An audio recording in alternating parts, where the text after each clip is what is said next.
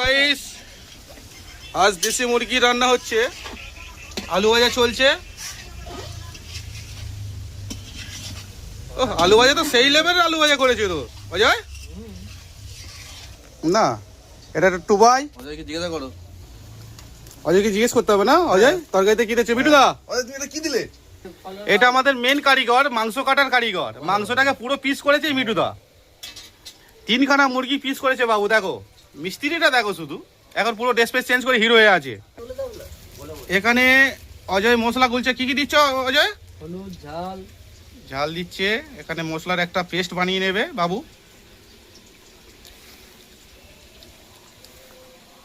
আবার ও মশলা গুলতে গুলতে আবার গালে দিয়ে দেখছে ঝাল আছে কি না আমাদের রান্নি। হ্যাঁ, আলু ভাজা উঠছে এখন। আলু ভাজা আলু ফ্রাই হয়ে গেছে, আলু ভাজা তুলছে।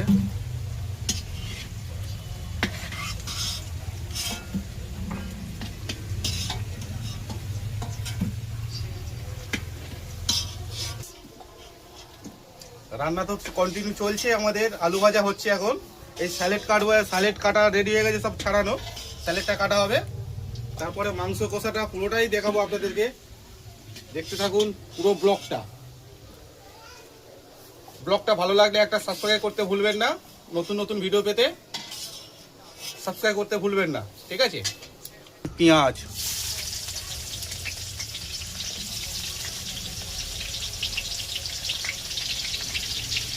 পেঁয়াজ চলে গেল।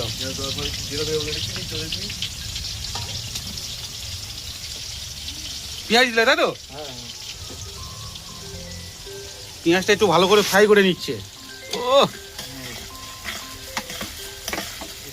পেঁয়াজটাকে দমানোর জন্য একটু নুন মেরে দিচ্ছে। এটা তেজপাতা যাচ্ছে এরপরে।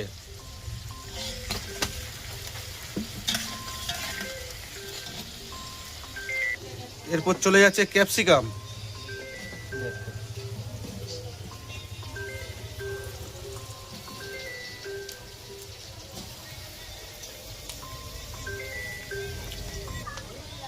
ঠিক আছে, ঠিক আছে।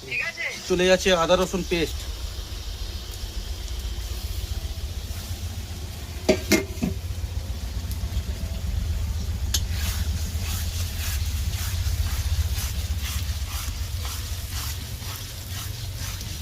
কাঁচা লঙ্কা, টমেটো কাঁচা লঙ্কা পেস্ট চলে যাচ্ছে এরপরে। টমেটো কাঁচা লঙ্কার পেস্ট চলে গেল।